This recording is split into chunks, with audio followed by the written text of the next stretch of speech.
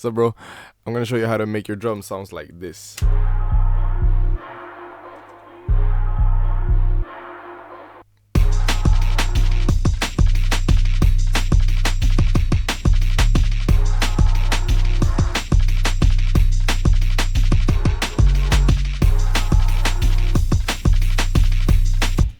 Alright, so let's get right into it. First we have this 808 pattern right here. Pretty straightforward, pretty simple. Just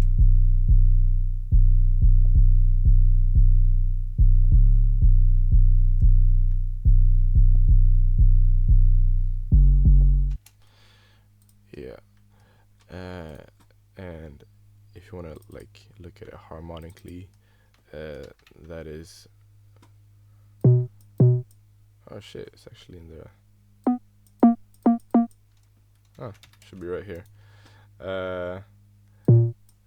We're in the key of B flat minor, and so this is B flat right here, or A sharp, whatever is the same.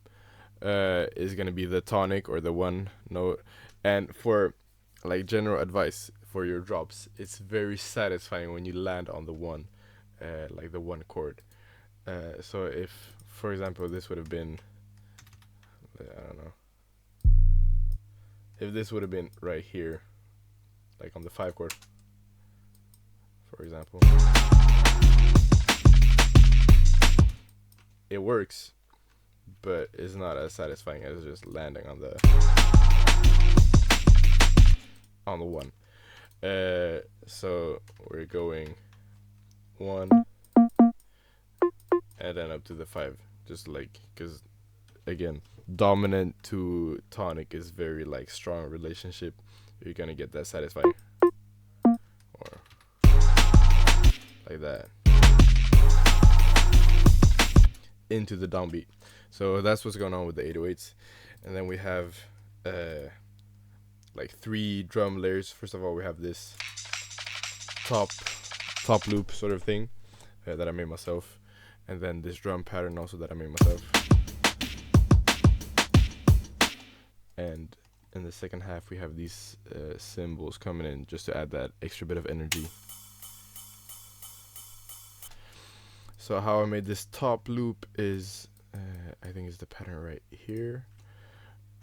So if we look at it, I did it first at like half speed, because for these drum and bass type of breaks, or jungle bass, whatever you want to call it, it's often like sped up drums. So first we have, I think, there's a lot of layers,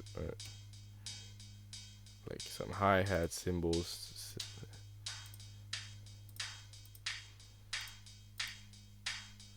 just to get a lot of texture. Oh wait, sorry, this is with effects on. Oh wait, yeah, okay. So this is what it sounded like when I was making it. So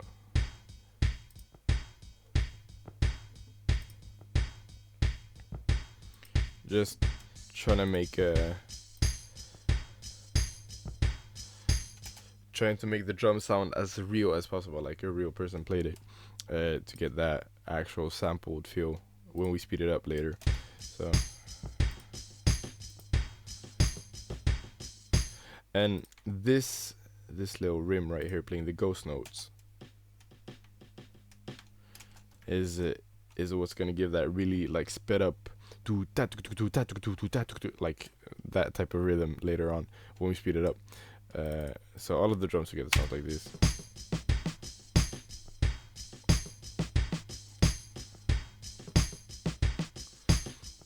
Same with these snares playing that classic, offbeat little thing. And then for effects we have let's see, I added a sound godizer just to like beef it up a little more. A room reverb, so really short decay and low width, just not anything overwhelming, but same, like to get that feeling that someone played it live and that like you're standing in the room recording or something. A wave shaper to add a bit of grit.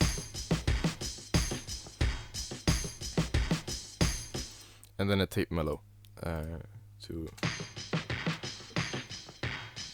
you can hear those cymbals like phasing, or not phasing, but like tuning in and out because of the flutter effect, and it's also like tightening up the EQ. So that's the loop when I made it, and then speeding it up sounds like this.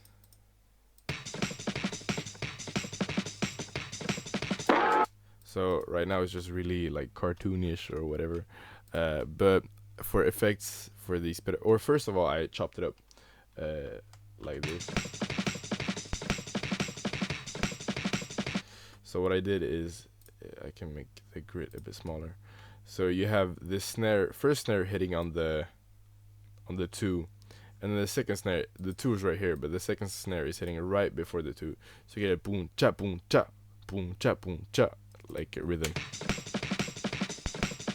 And then I added for effects just an EQ to get just the top end of it.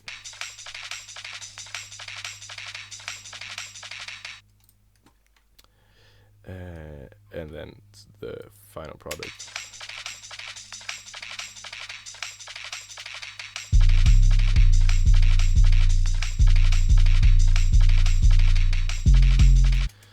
Then we have the actual like beefy drums with the kick and snare and everything, sound like this.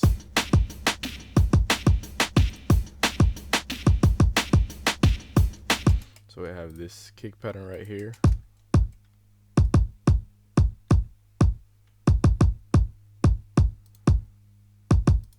Nothing crazy going on. These hi-hats,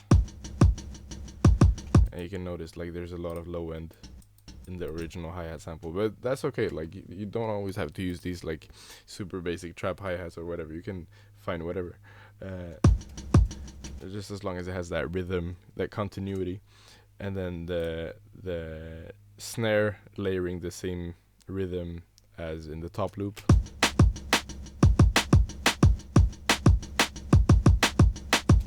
And then I also added another snare, but playing on the normal, like every offbeat.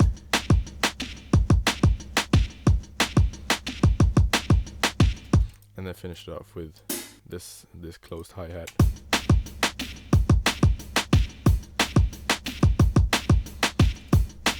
Again with different velocities to give it like a human feel. So all of the drums layered together is gonna sound like this. Alright, sorry.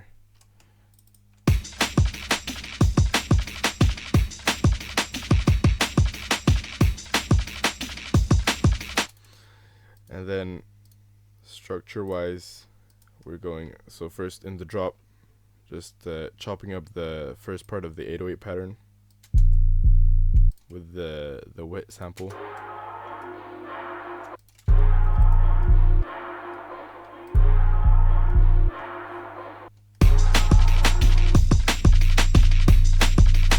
And then as you can see, there's a lot of space. I'm just using the first parts to like use the sample on the downbeat, and then giving the drums a lot of space to breathe, and the track a space to breathe, so that when an artist comes on it, it's not too crowded, it's not too muddy, there's not something going on all the time, but always like the sample coming back in as a bit of ear candy.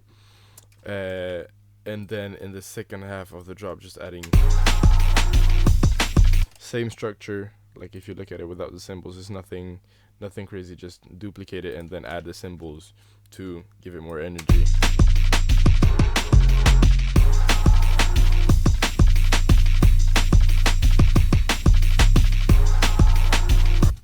And then lastly, in the bridge section, I took the root notes of the chords going on in the sample with the same 808, and I took, like, I don't know if you knew this, but if you go into the piano roll, you have this part called filter cutoff. And basically what you can do with this is any instrument you have playing, you can just roll off the top end with this. So I took down the top end of the 808, so that when it comes back into the second drop, it's got that extra punch. So it's not the same 808, or it is the same 808 playing all the time, but like it's a bit more subby, like just the sub frequencies. So I had that playing the root notes of the sample, and then I had this. This is the original drum loop, not sped up.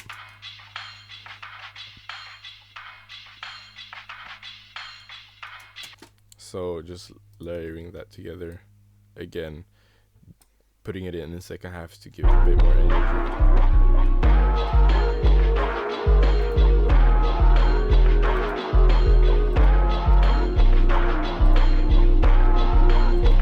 And then going back into the drop.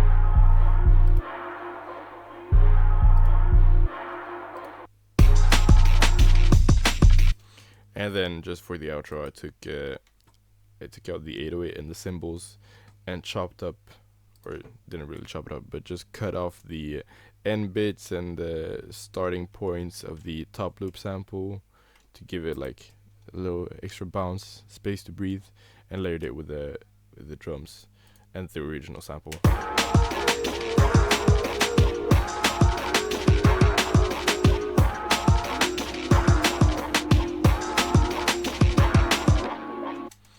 So yeah, that's pretty much it. Thanks for watching. Peace.